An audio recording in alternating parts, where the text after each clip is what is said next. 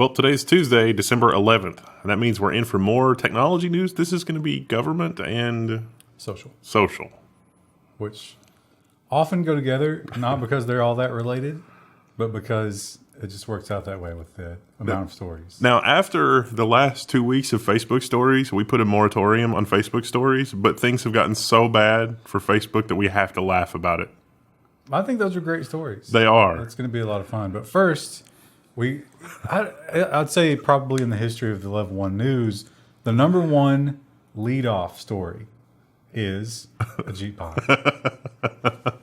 This is the Ajit Pai show, I guess.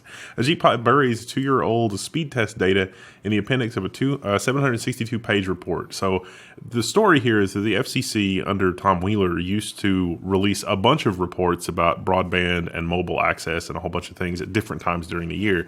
Well, since Ajit Pai took office, they haven't released much of anything. And so he's saying, look, we're putting this all in one convenient report that only comes out once in a blue moon. And that's better, right?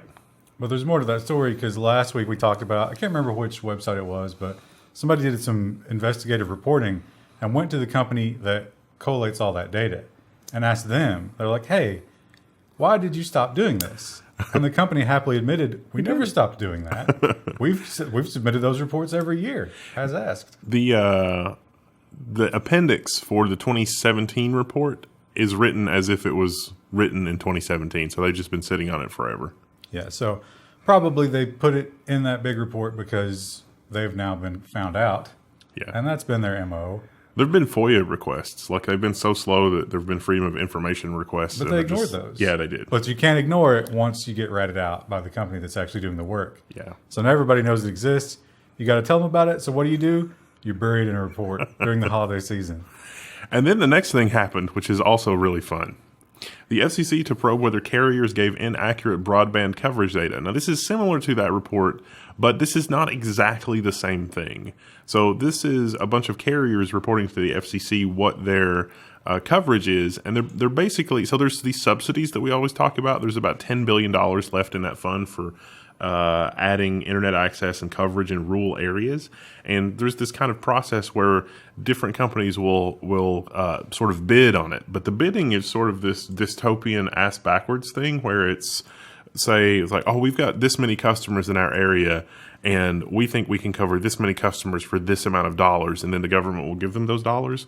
But as we've learned on the Level 1 news, in the history of ever, that has never ever happened. Anytime the government has done that, it has not worked out. Like, no promises have ever actually been kept, ever.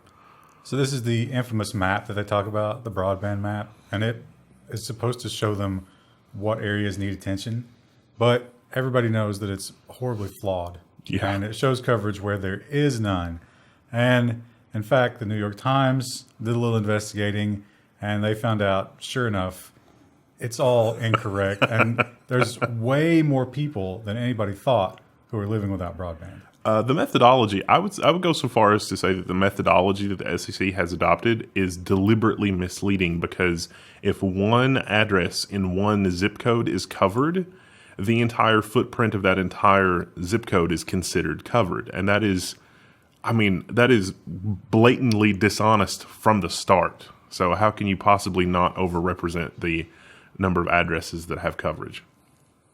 And you might be thinking, wow, it seems like it's a bad week for Ajit Pai, right? did he piss somebody off? Did he not make his payment this month? And it's just going to get worse. The FBI is now investigating fake anti-net neutrality comments. I'm surprised by this. Well, I'm surprised for two reasons. One, why did it take this long? And number two, when we originally reported on this years ago, we said, hey, isn't this identity theft? How is it possible that whoever did this is able to get away with it? Is it because it's, from inside the government? Well, a lot of the repeal of net neutrality, one of the things that it did that a lot of people don't like is it took a lot of things out of the hands of the FCC, put them in the hands of the FTC. And hey, maybe that's a good thing, right? Maybe they're not captured and maybe they'll do a better job. Well, we've got a new top dog at the FTC, And there's some interesting news. I want to, like, the FTC being in charge of this is like the Forestry Service being in charge of speeding tickets. I mean, come on. But the FTC's top consumer protection official can't go after Facebook or 100 other companies. And the reason for that is a conflict of interest. So the current lead of the FTC was a lawyer for a law firm that represented a lot of huge companies, including Facebook, Microsoft, and a whole bunch of AT&T, I think. Equifax. Maybe not AT&T, actually. Equifax and a whole bunch of other companies. And because of that, they are not allowed, like the whole revolving door thing. Like the FTC could theoretically investigate those companies, but that guy can't be involved with that. Yeah, he's made statements that, hey, the FTC is really busy, and just because it's these 100 companies, I'm still going to have plenty to do. But a lot of people come back with it's like, but these are the ones that need attention. The top dog is going to go after, mom and pop grocery delivery somewhere. And you're going to leave Facebook and Equifax to the underlings? Hey, the Forestry Service is really important. I just don't think that them managing speeding tickets makes a lot of sense. Well, speeding tickets don't make a lot of sense for a lot of reasons. We talked about facial recognition. We got Amazon in the game. We've got Palantir watching everybody. Homeland Security is getting into it. Airports and Palantir is making money hand over fist. They are hiring people like crazy. And we've got, across the pond, the EU's loving them. Well, now we can add one more. And it seems like maybe you would have started with this one. The Secret Service wants to add test facial recognition around the White House. And when they say around the White House, they mean around the White House, like the context of a Yo Mama's joke. They mean Washington, D.C. and Virginia. And the river and maybe Maryland, like the entire state of Maryland.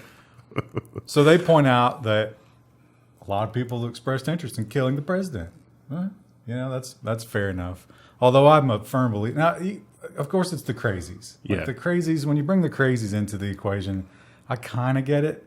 But at the same time, I think the best government is the government who is terrified of us. The problem, that is true. I would agree with that. The problem with this technology is that they're going to treat it a little bit like Harrison Ford in Blade Runner, where like when the facial recognition technology goes off, they're just going to shoot first and ask questions later. So I think they already do that at the White House. The article also mentioned that there's been a 28% failure rate. So like when they were doing facial recognition on members of Congress, it matched 28% of them to people with a mugshot.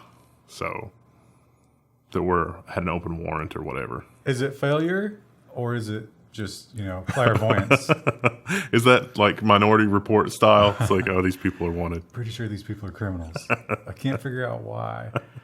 Well, Senator Warner, we talk about, what's the other guy? The guy that's always hammering them on. That one guy, Wyden, Ron Wyden. Yeah, Wyden. He's a filthy socialist, but when it comes to technology, he seems like he knows more than the rest of them. But Warner, I feel like this is another one of those sort of, he's just barking. Yes. And he's not really saying anything, but it kind of sounds good. Senator Warren calls for the U.S. cyber doctrine new standards for security. We have a long way to go on cyber hygiene and online media consumption habits, say Virginia Democrat Mark Warner. Now, he's talking about all the data breaches and like the Equifaxes of the world and this kind of thing. I really wish that somebody in the security industry, like some noted security researcher, would send him a breakdown of what happened with the OPM hack, the Office of Personnel Management, because I'm pretty sure that was self-inflicted. And that, if he's interested in this kind of thing, he really needs to look into what happened there, because the skeletons are skeletons on top of skeletons in that closet. Well, how about the NSA toolkit? This is like the meme of the guy sticking the stick in the bicycle spoke of his own bicycle. Yeah. Or in this case, instead of a stick in a bicycle wheel, it's literally nuclear arms just sprinkled throughout the globe with no guards of any kind. I think that there's also a measure of anti-Trumping here.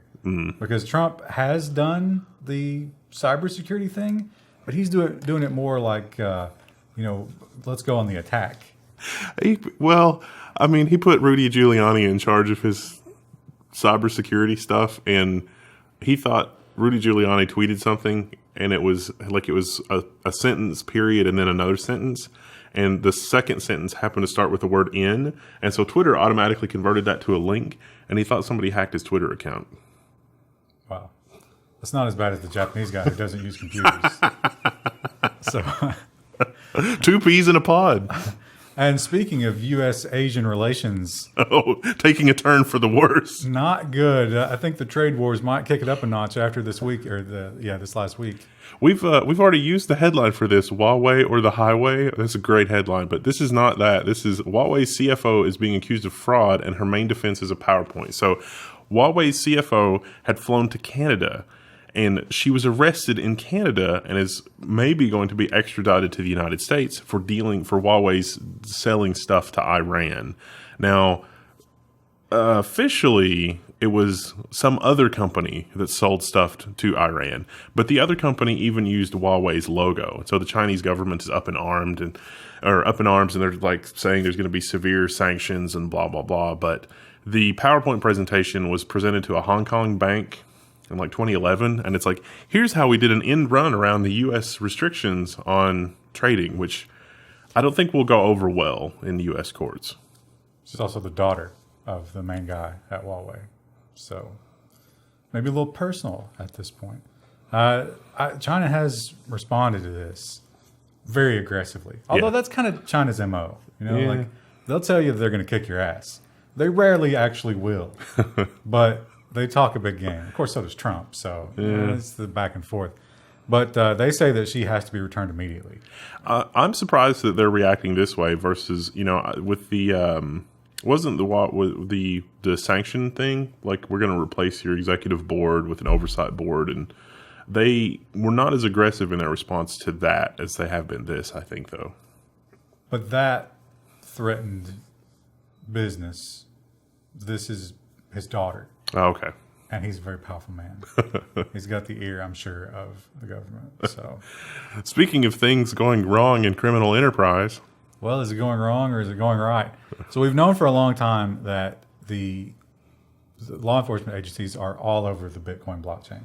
If you're dealing in illegal stuff in Bitcoin, somebody's eventually going to find out. They're logging it and doing analytics on it is what we mean. And because it's forever, then they have all the time in the world. So what did everybody do? Switch to the altcoins? Well, guess what? DHS is looking into tracking Monero and Zcash transactions. So the DHS has had great success with tracking and analyzing Bitcoin transactions already. They are now looking for similar solutions for tracking privacy coins. They're getting pretty good at it, honestly. Some of the stuff that they've demoed with the Bitcoin blockchain is mind-blowing because they have posts everywhere. Well, I can't remember which one of these it was, but it had that flaw where it posts like fake transactions to throw you off the scent, but it does it predictably. Yeah. So that you can begin, if you post enough transactions, you can filter out the fake ones. So there's a flaw in it. I don't know if they ever forked it and fixed that or whatever, but these things have privacy built in, but against the full budget of DHS, it probably won't stand up. So be warned. It's an arms race, and the clock is ticking. But it's hard. I mean, the DHS can, they have an unlimited budget nearly, and they can just keep throwing time and manpower at it. Whereas if you have to fork those coins every time to change it, that's not going to work out. Well, not just forking to change it, but the blockchain is forever. So the technology might not exist today to solve it, but even if 3 or 4 or 5 years from now the technology comes about, that's going to be a bad day for those criminals. You got a pro criminal tip.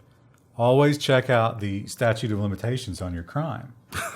And then, sort of like, okay, what quantum computing, how many years out are we? All right, if I commit this crime now, when will it be trivial for someone to go back and pick up the trail? And if you're worried about, like, are they really going to put that much effort into coming after me? Look at the DB Cooper case. Well, not only that, but they love to seize coins. Yeah. Because that's just free money. You can't, it's not like other assets, at least so far. So they'll take those immediately and auction them off. Of course, crypto's going down the toilet. So I hope they've sold off all the seized coins from all the dark web stuff already. That's probably what's going on with the price of... You think they're killing it? Well, across the pond in the EU, they have come to an agreement. So when it comes to cloud computing, we saw this with the Microsoft Ireland thing.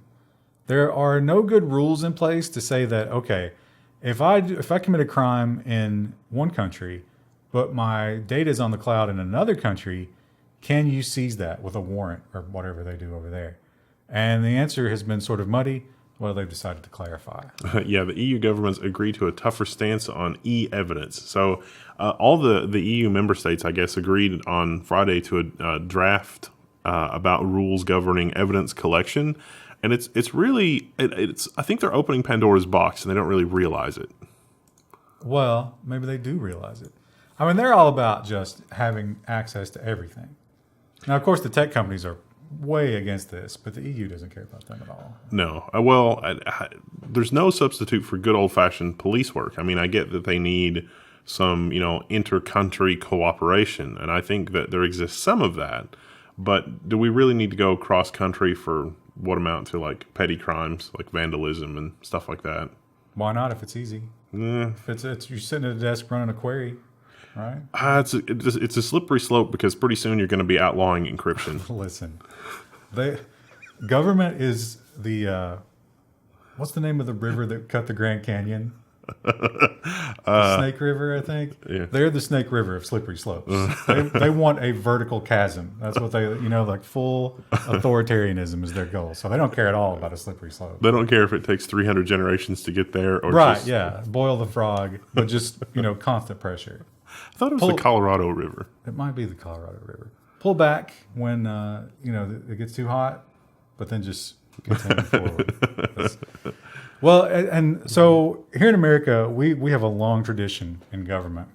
And that is, if you have a really contentious legal bill or something that you want to pass, don't let anybody read it. It's very important that no one reads it. Net neutrality, remember they pulled that. DMCA. DMCA, the 9/11 stuff. Yeah. Remember the, what's her name? The crazy one from California. Feinstein. We have to pass it so that we can find out what's in it, was her quote. It was one of those Homeland Security bills. Well, the Australians have learned our tricks. This is very bad. This is a dark day for Australia. So a hasty, ZDNet has the headline. It's a hasty PJCIS examination of the encryption bill produces rushed and contemptuous report. The Australian Labor Party agrees to reverse the sensible order of creating legislation and will pass an encryption-busting bill before reviewing its consequences. So we were warning you that this was coming down the pike. It turns out that it came down the pike a little sooner than we expected.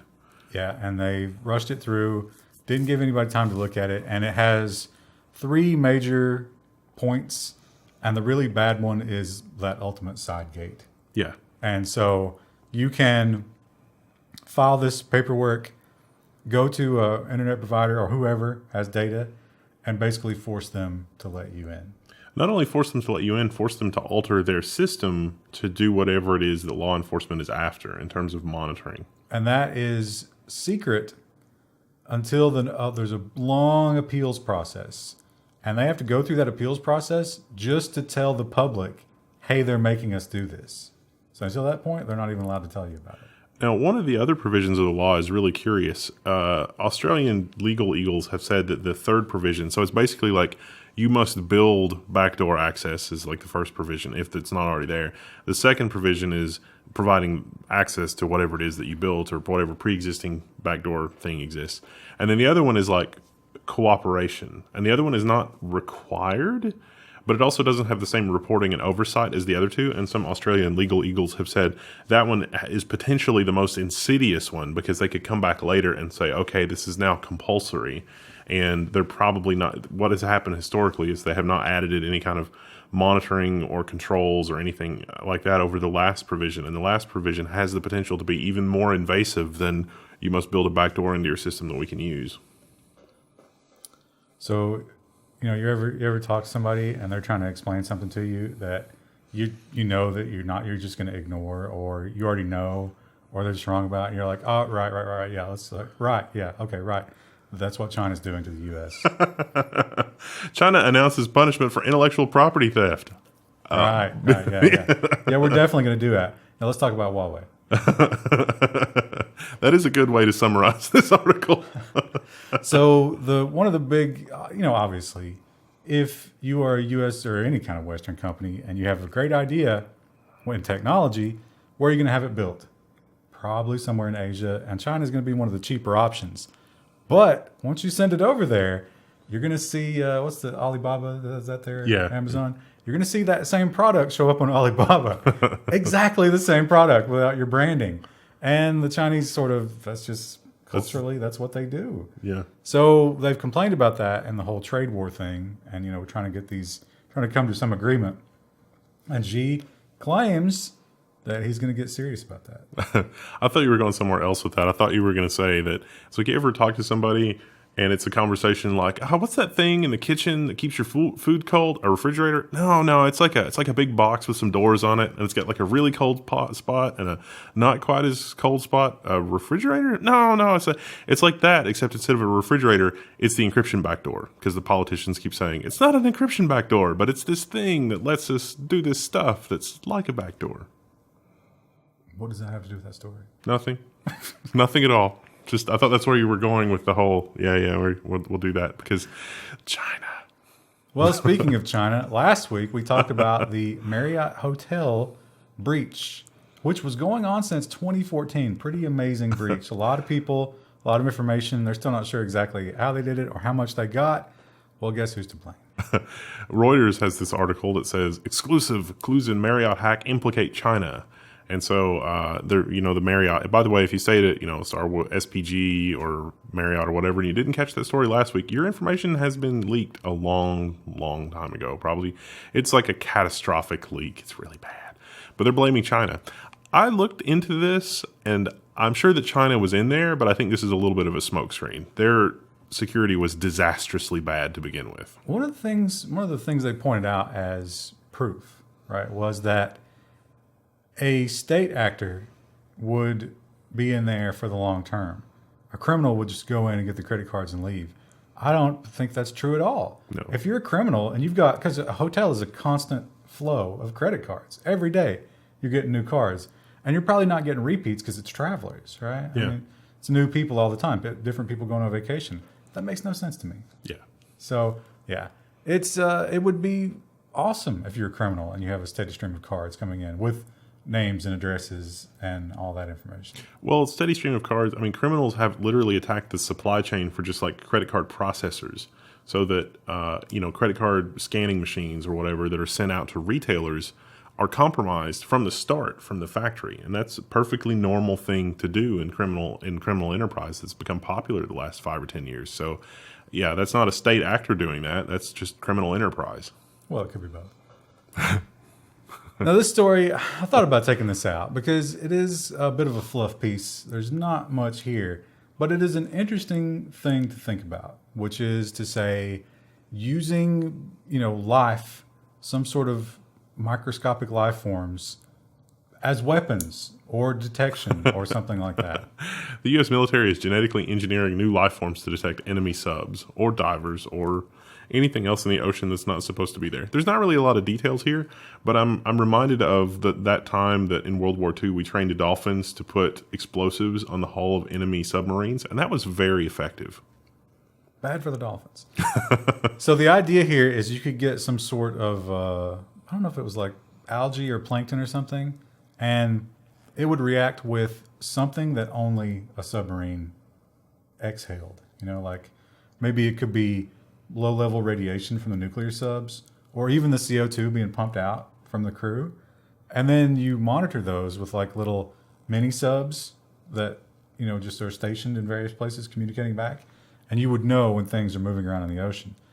Other things that they're working on that are way cooler are adaptive camouflage, which we've seen some people try that. They've got that color-changing thread now.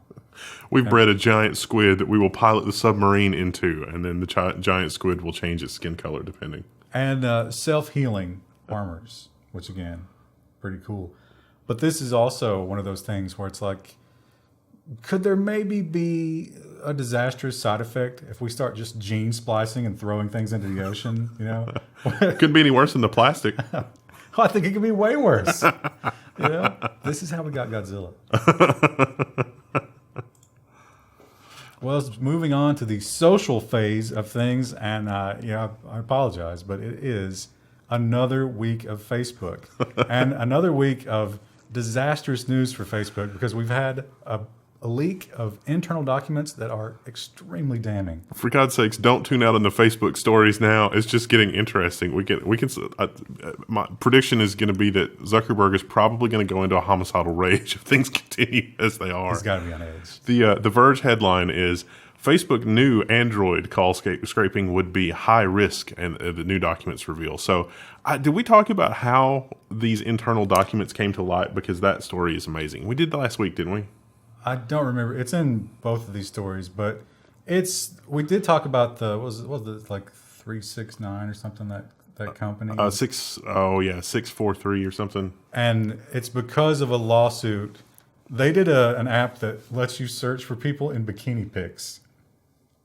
Oh yeah, we talked about Facebook cutting off the data. Yeah. So Facebook cut off their data because they found that was in poor taste, and they sued them. And all of this are leaks from those court documents. Well, it's even more interesting than that because Zuckerberg has refused inquiries by Parliament in the UK, and so this business person involved in the lawsuit was traveling in the UK, and so all these legal documents that are under seal and normally probably wouldn't be discoverable in the US because it's not really attorney-client privilege because this person wasn't really supposed to have these documents anyway, but it's from a law firm, like it's private, internal, like the most damning stuff you can imagine.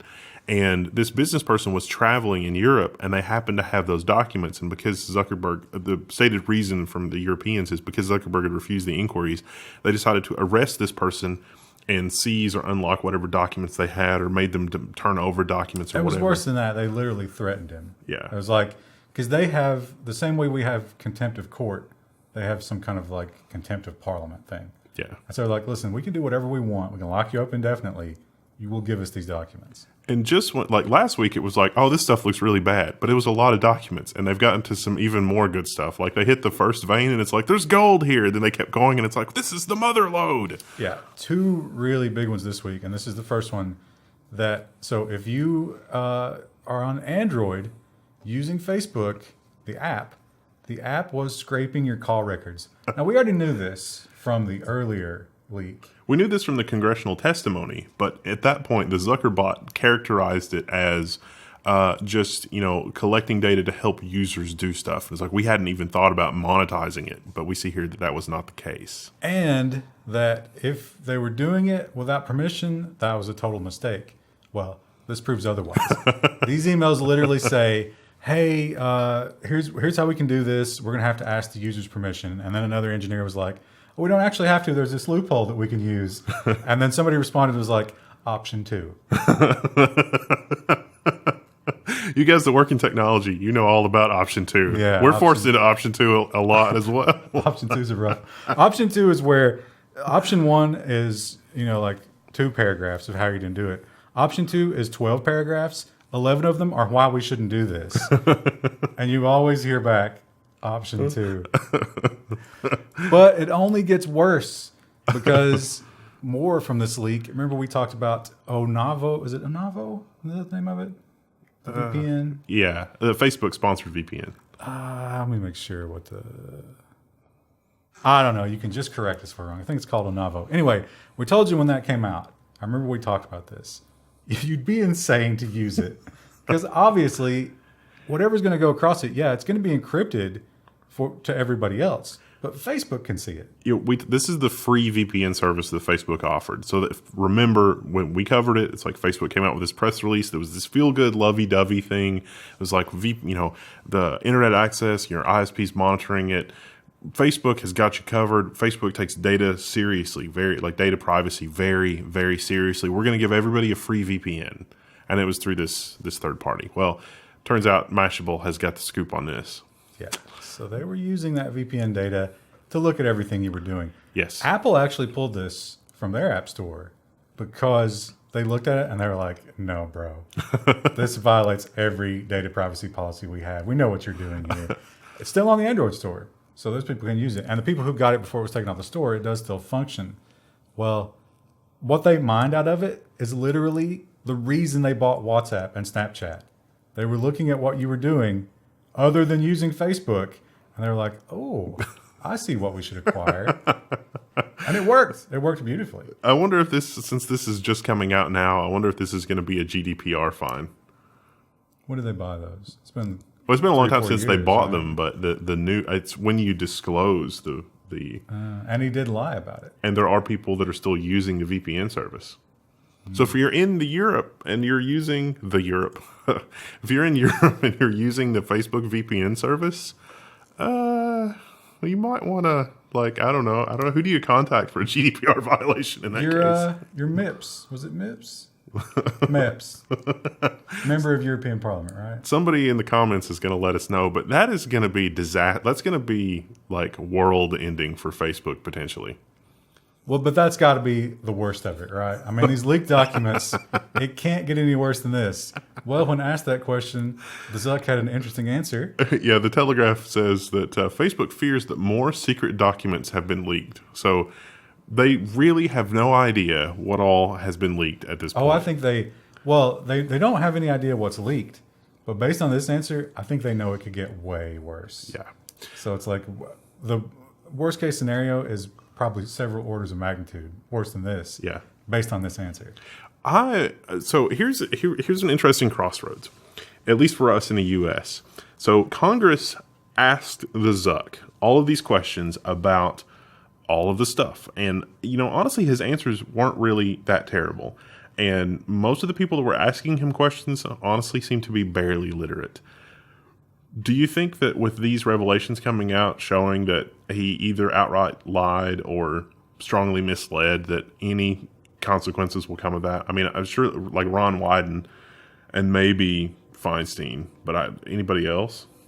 Well, lying to Congress is a crime, right? Oh, one would think. I don't know if that's actually true, but we are in a political situation where lying to an authority or under oath is in the spotlight because you got the whole Mueller-Trump thing going on.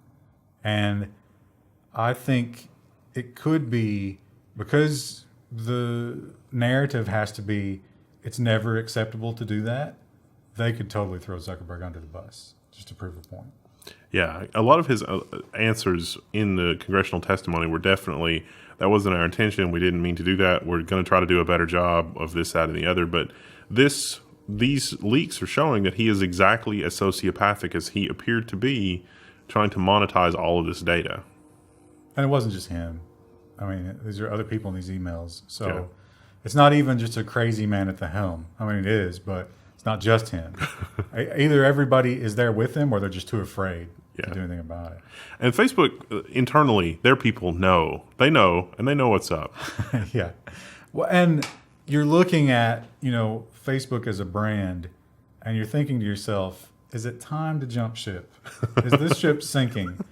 Well, if you are thinking that, you're not vocalizing it. And if you are vocalizing it, you're being very cautious. The New York Magazine has a really interesting article. Facebook employees are so paranoid they're using burner phones to talk to each other. So there is apparently a lot of unrest at Facebook, and some sources here for this article report that employees, these are pretty high-level employees, are using burner phones to talk about things, and they're like, oh gosh, if that was wrong, then this other thing was wrong, and I don't want to be in a spotlight, I don't want to get in trouble. But also because would you say that there is an air of vindictiveness from the executive committee, which is driving some of this secrecy?